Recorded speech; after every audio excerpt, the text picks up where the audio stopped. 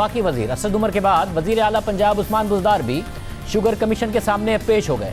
आज ही वजीर आला सिंध मुराद अली शाह को भी कमीशन के सामने पेश होना था, मगर वो पेश नहीं हुए। इस हवाले से सिंध के एडवोकेट जनरल का खत सामने आया जो उन्होंने DGFIA को लिखा है। इस खत के हवाले से भी बात करेंगे, मगर पहले बात करेंगे वजीर आला पंजाब की पेशी की। चीनी के बहरान के हवाले से वजीर आला उस्मान बुज़दार का किरदार बहुत अहम है, क्योंकि चीनी और गंदम के बहरान की तहकीकात के दौरान बार बार उनका नाम सामने आया है। हमारे ज़राए के मुताबिक वजीर आला पंजाब सरदार उस्मान बुज़दार ने कमीशन के सामने अपना बयान रिकॉर्ड कराया। उन्होंने कमीशन को बताया कि चीनी सब्सिडी देने का फैसला उन्होंने वफाकी हुकूमत से मुशावरत के बाद किया था।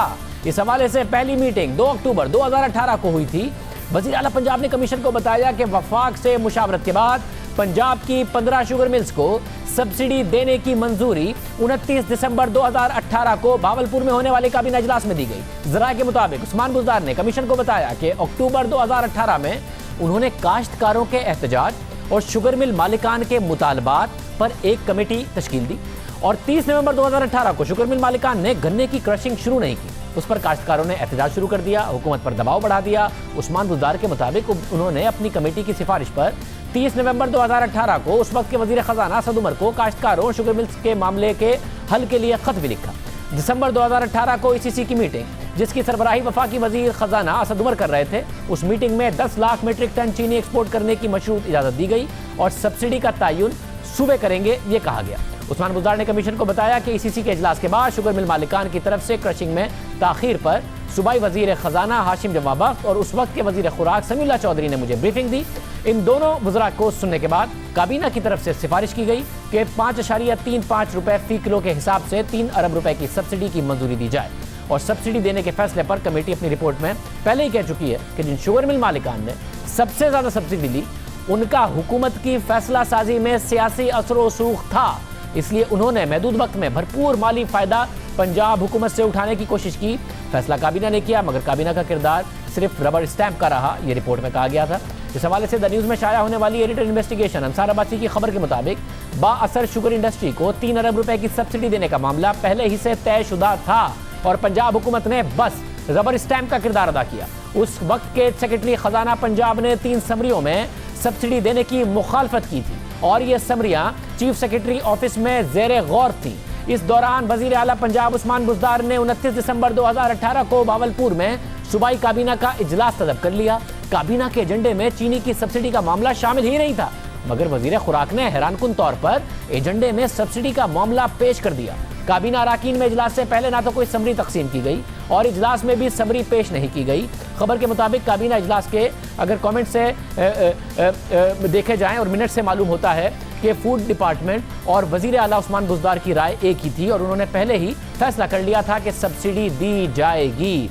इस बहरान के दौरान बार बार उस्मान बुज़दार का नाम सामने आया। गंदम के बहरान में भी बड़ी जिम्मेदारी पंजाब हुकूमत पर आयद की गई, क्योंकि इंक्वायरी रिपोर्ट के मुताबिक पंजाब के महकमा खुराक ने गंदम की खरीदारी वक्त पर नहीं की, जो बहरान की बड़ी वजह बनी। साथ ही रिपोर्ट में निशानदेही की गई कि महकमा खुराक में बार बार तब्दीलियां की गई। इस हवाले से भी अंसार अब्बासी की खबर के मुताबिक उस्मान बुज़दार ने इस बात का एतराफ़ कर लिया।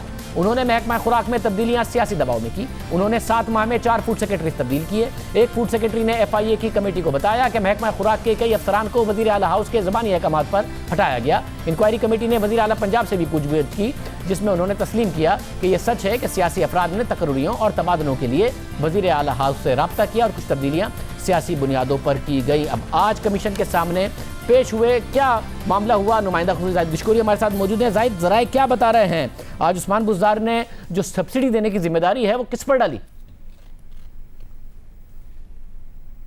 जी शाहजेब, आज पंजाब के वज़ीर आला उस्मान खान बुज़दार ने जहां पर अपना स्टेटमेंट रिकॉर्ड किया है और ये एक अहम स्टेटमेंट है जो कि कमीशन के सामने उन्होंने रिकॉर्ड करवाया है। उसके सामने 10 अहम तरीन क्वेश्चन रखे गए थे जिनको उनके जवाबात देने थे। जो उन्होंने जवाब दिए हैं उसका पहला जिस ये है, उन्होंने कहा कि तमाम तर जो शुगर की सब्सिडी का मसला था और एक्सपोर्ट का मामला था वो उसने और उसकी कैबिनेट ने वफाकी हुकूमत के साथ मुकम्मल तौर पर मशावरत के साथ किया था।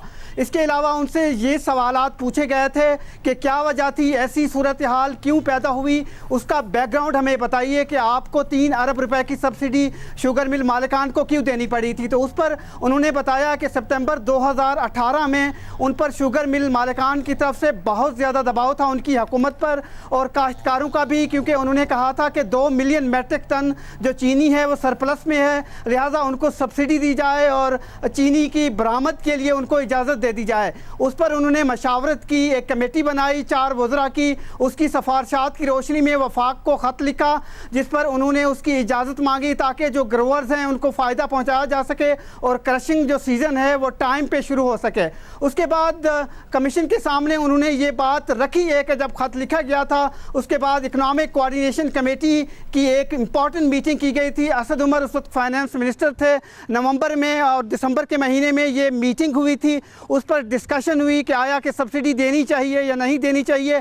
तमाम तर सिफारिशात के बाद ये फैसला किया गया था कि दोनों सिंध और पंजाब पर ये चीज़ छोड़ी जाए, वो सब्सिडी देना चाहते हैं तो दें, और साथ ही कुछ कंडीशंस के साथ चीनी की बरामद की इजाज़त दे दी गई थी 1 मिलियन मेट्रिक टन।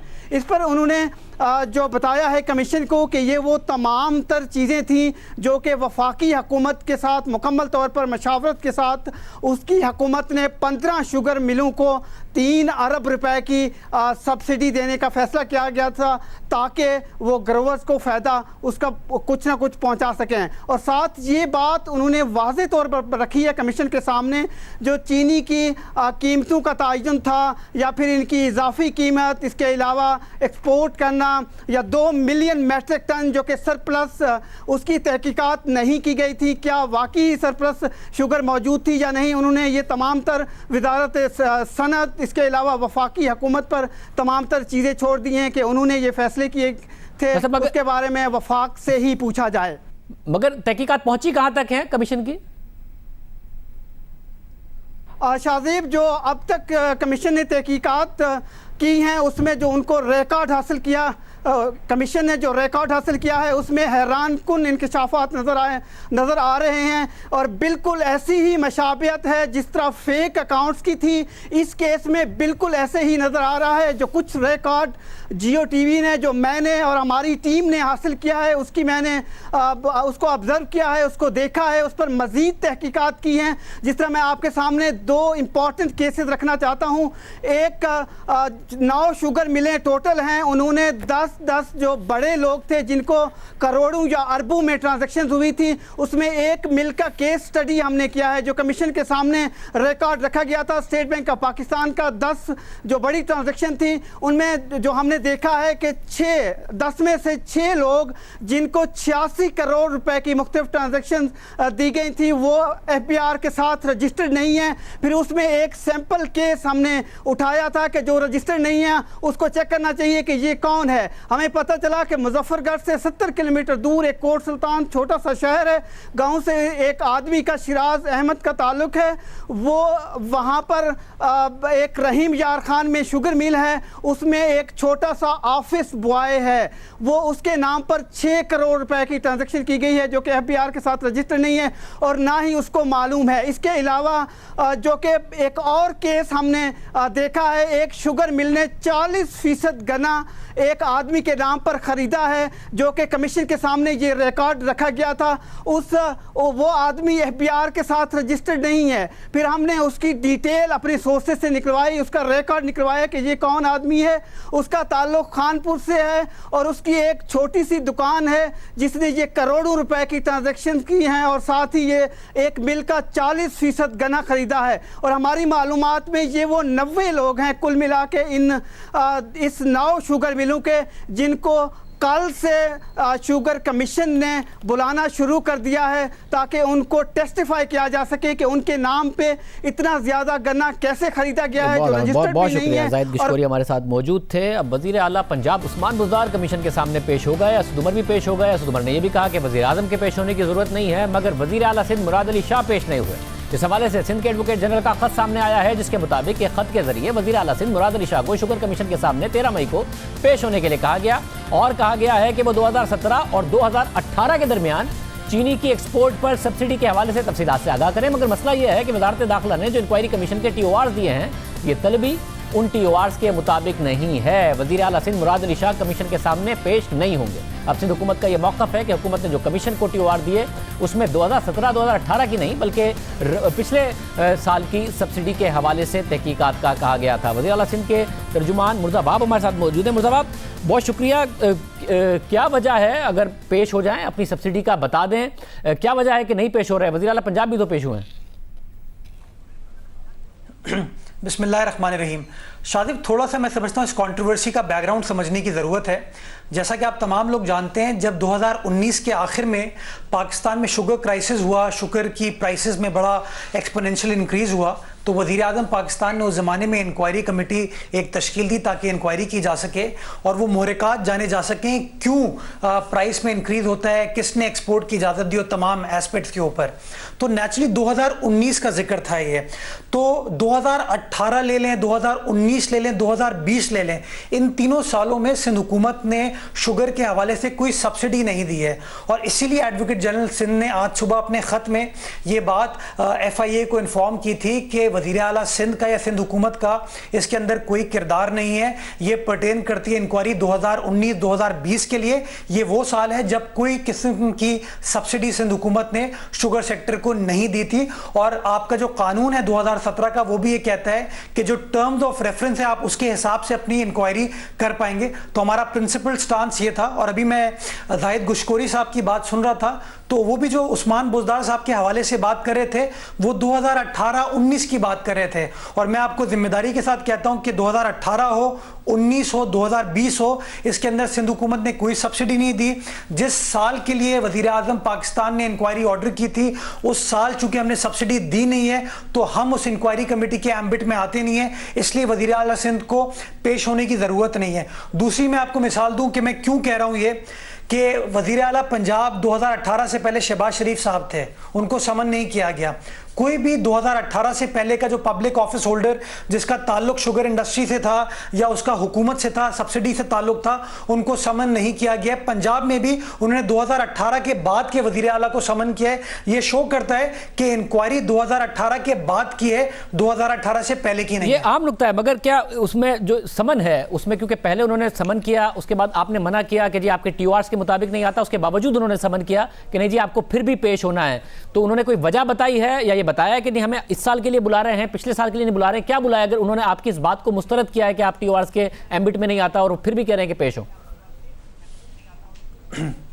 देखिए, उन्होंने अपने जो ख़त उन्होंने वज़ीर आला सिंध को अरसाल किया था उसमें खुद लिखा है उन्होंने कि हम आपको 2017 और 18 के लिए बुला रहे हैं। तो मैं समझता हूँ बड़ा वाज़ेह है। अब सवाल ये है कि क्या 2017-18 के हवाले से इंक्वायरी करने का इस्तेहकाक उस इंक्वायरी कमीशन को है?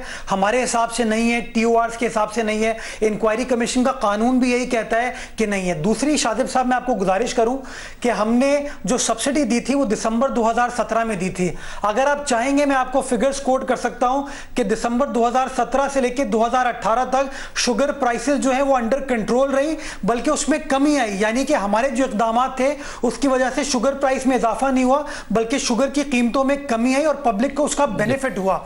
अब मुझे ऐसा लग रहा है सिंध हुकूमत ये समझती है कि शायद इंक्वायरी को कॉम्प्लिकेट करने के लिए, शायद किसी शख्स को बचाने के लिए इंक्वायरी के दायरे कार को बढ़ाया जा रहा है ताकि इतने लोग इसमें शामिल हो जाएं कि प्रॉपर पिन पॉइंट ना कर पाए कि कौन वो लोग हैं जो जिम्मेदार थे 2019 और 2020 के शुगर क्राइसिस के लिए। बहुत शुक्रिया। मुर्ज़ा बाब हमारे साथ मौजूद थे। सवाल उठ रहा है, अपोजिशन कह रही है कि वज़ीर आज़म को बुलाएं क्योंकि वज़ीर आज़म की मंजूरी के बगैर नहीं दी होगी पंजाब हुकूमत ने सब्सिडी, मगर बुला रहा है शुगर कमीशन मुराद अली शाह को और बुला रहा है 2017-18 की सब्सिडी पर, मगर सिंध हुकूमत कह रही है कि उस पर फिर आप दूसरे सूबों के वज़ीर आला को क्यों नहीं बुला रहे, क्योंकि उस वक्त तो शहबाज शरीफ थे। बहुत सारे सवाल हैं जो पैदा हो रहे हैं। ये शुगर कमीशन ही बता सकता है कि क्या वजह हुई कि अपने TOR से हट के मुराद अली शाह साहब को बुलाया गया। आज़ादी।